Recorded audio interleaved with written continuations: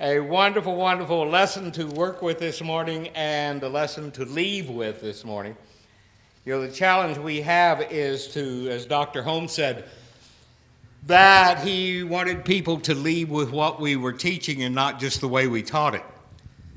That we want you to leave with what we're saying and not just the way we said it. We want you to leave with something that will allow you to celebrate the fact that you got up this morning and you on your weekend and came down here and embodied something that allowed you to do what? To move forward as a new level of consciousness and action.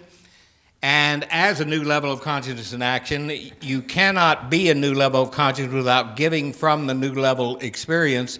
And if you give from a higher, healthier experience, what's going to return? A higher, healthier what? Return. You see, but we are not something that we sometimes think we are as new students. And that is a poor little old me trying to use positive ideas. Everyone say, no matter how positive the idea, it cannot demonstrate beyond my self-definition. See, what are we told? With all that getting, get thee what? Understanding of what? The truth of you. The truth of you is what? You are a absolute, beautiful, intelligent, creative, healthy idea in the mind of God. You're not separated from it. There is nothing in consciousness that separates you from it. I gave you a handout this morning. I love what Dr. Craig Carter, who was my teacher and friend and mentor, Dr. Carter said this: consider the concept of a deity too universal to be defined by doctrine, too impersonal to be limited by dogma, and too loving to be refused to any person. I had a great experience yesterday. I functioned at a beautiful wedding, and I do quite a few of these. It was a Hindu wedding. And I'm in the home, and the uncle who was doing the Hindu ceremony was there. And it was beautiful. The food was great. The people were great. They were all in, we looked like we were in New Delhi. Everybody was dressed except me. And so we're all standing there, and we're talking, and I'm meeting the parents of the bride and all of this. And I said, tell me, where are all of you from? And I thought they were going to say New Delhi or Punjab. And the father of the bride looked at me and said, we're from Dallas.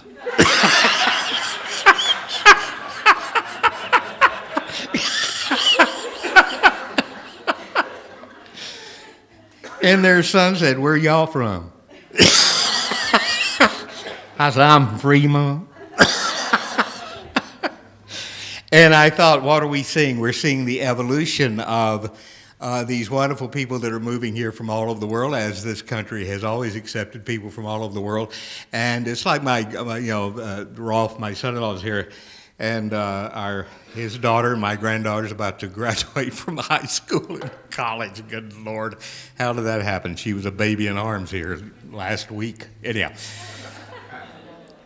But I was thinking about Tara and all of her friends she has many of her high school friends are from India, and they're California kids. I mean, there's nothing about them that has an accent or anything. They're California kids. These people, this family I met, even though they were dressed like somebody from India, they were doing what? They have embodied the consciousness of where they are. Now, we know this. Dr. Carl Jung pointed out, and Dr. Jung and Ernest Holmes were dear, dear friends, primarily because Carl Jung was doing to psychology what Ernest Holmes was doing to religion. And that was waking up to the idea that we are in the forever now. Everybody say forever now. So you have to understand, yesterday's gone and tomorrow's not here. The only thing you're ever going to experience is now. So your challenge is, and you've heard me say this before, I get it all the time. How many have had people come up and say, "Boy, I wish I was 20 years old and know what I know now"? Well, my answer to that is, what are you doing now what you know now?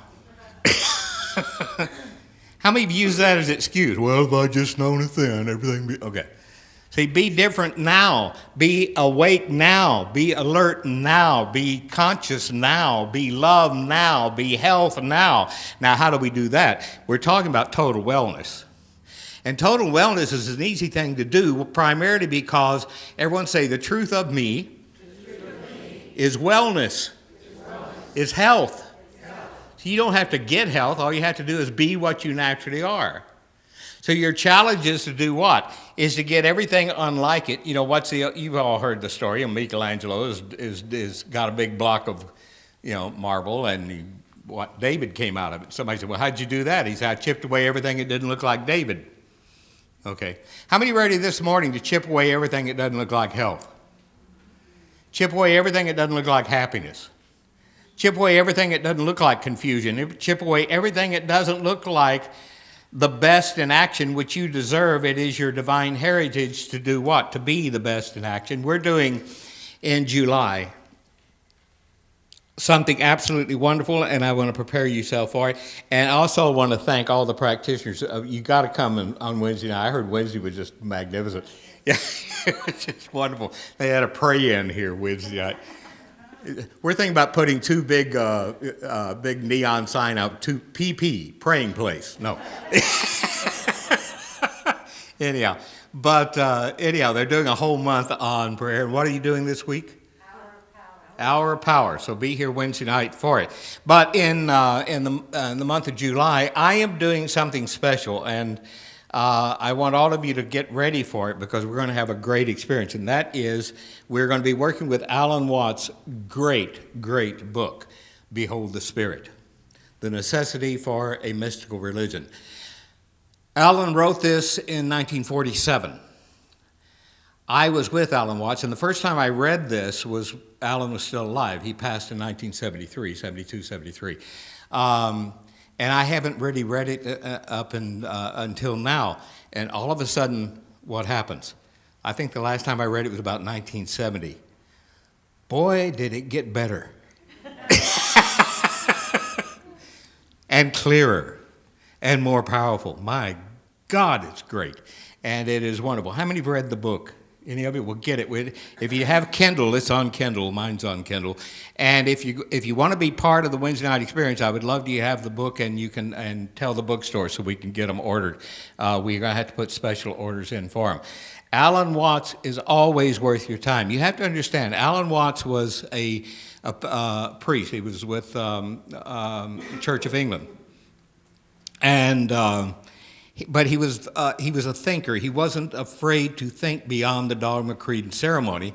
And because he was exploring greater possibilities or learning how to think from oneness, not about oneness, he decided to start writing, and something happened to Alan that was very, very interesting. He wrote an article for Science of Mind magazine. This is when they were writing very intelligent articles.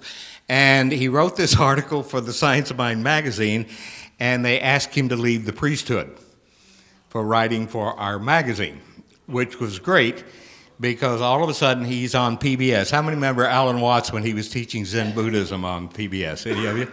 Only me? We only had one viewer, me. Anyhow, you can get Alan Watts on YouTube. You can get Alan Watts on, and Behold the Spirit is on Kindle and anything else you might have. But if you need the book, we will be happy to order it for you. But what Alan was doing was something important. Let me give you a quote from Alan. Alan Watts said, "Life exists only at this very moment. And in this moment, it is infinite and eternal, for the present moment is infinitely small. Before we can measure it, it has gone. Yet it exists forever." What a great idea. I used to sit with Alan Watts. I was in my 20s. Went to Santa Barbara once to see him, and I was with Marcus Bach and Richard Alpert, who became Baba Ram Dass. And we went up and spent the day with Alan Watts, and we were going back, and one of the things Alan said then that I was trying to get my idea, my consciousness, my understanding around, and that is everything that has been and everything that will be is all happening at once. The higher you go, the simpler it is. the higher you go, the understanding is, as Jesus understood when he saw the man crippled in the ditch, he said, pick up your bed and walk. He didn't say, let's analyze how you got in the ditch. Pick up your bed and walk. Why? Because he saw the truth of him. He affirmed the truth of him. See, we don't have to get into any consciousness that is involved in manipulating effects. All we have to do is affirm the truth, act as if it's so, and that total wellness, which is already what we are, comes forth and becomes what? Everything we are. If I be lifted up, everything around me will be lifted up. See, this is where we took off from Christian Science, who was using consciousness in physical healing, primarily because when Christian Science came along, if you went to a doctor, there's a good chance the doctor would kill you. Okay, remember the doctor's medicine bag had what? A saw, a pair of pliers, a bottle of, Jim Beam or whatever they were drinking at the time, and, a bottle of leeches, and what else did they have? I don't know. So, but anyhow, it was a very interesting experience. You really didn't have to go to any education. All you had to do is have a saw. So the challenge was to do what? So they began to use consciousness and began to understand, as Emerson said, wherever we are, what we think about all day long. What if he thought about health instead of trying to get well? What if he thought as health thinks instead of as sickness thinks, trying to get well? So what happened was, it's very, very interesting, the total wellness experience is when people began to raise their consciousness in relationship to health, physical health, all of a sudden their financial health got better, and their relationships got better, and their careers got better, and their success got better. Jesus understood this. Everybody say, if I be lifted up, everything around me be lifted up. How many have come here and allowed yourself to develop a better idea of you? Now, how many have negated that idea by still hanging on to a limited idea of somebody else? You see, that's how you get in the way of yourself. Our challenge, everyone say, I get my bloated nothingness out of the way. Isn't that Emerson's advice? Okay, if we get our bloated nothingness out of the way, maybe we understand what bloated nothingness is. Bloated nothingness is when you say I am and put something negative after it, or I am and put something negative after it about somebody else. Okay. Dr. Holmes pointed out, and it's been they're misquoting Ernest Holmes. It's from Sermon by the Sea. In Sermon by the Sea, which was Ernest Holmes' last lecture he gave at Asilomar. I've been doing it for 28 years at Asilomar. Ernest Holmes' last lecture, and we missed the last 2 years of Asilomar. But I will be back this year doing it both Wednesdays at 5 o'clock in the chapel where Ernest gave it. But what Ernest said at that time was, show me one person who is for everything and against nothing. Now, the way they interpret that, show me 1,000 people. I don't know. Just show me one. Just show me one. Okay. And what? You will show an example of what? Of what we teach. I don't know anybody that's gotten there. I don't know anybody who's totally arrived at it. But what we need to do is understand, as Alan Watts said so beautifully, if any of you got some of the things I was sending out on the email yesterday, you saw this, because I go, whoa, this is great. Listen to this quote and see how long this will teach you.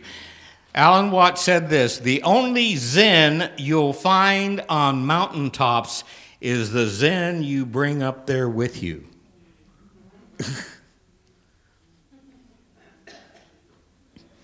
I'll give you a second. Okay. The only truth you're going to find on the mountaintop is what? The truth you bring with you.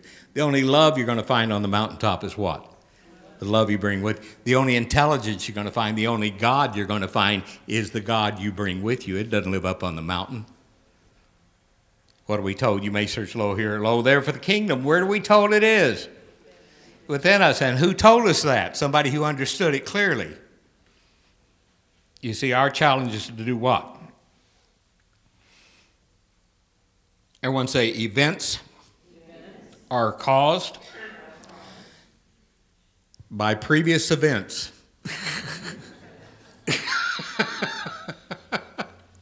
You got it? Say it again. Events are caused by previous events. Now, you are not, you are not one with the universe. You are the universe.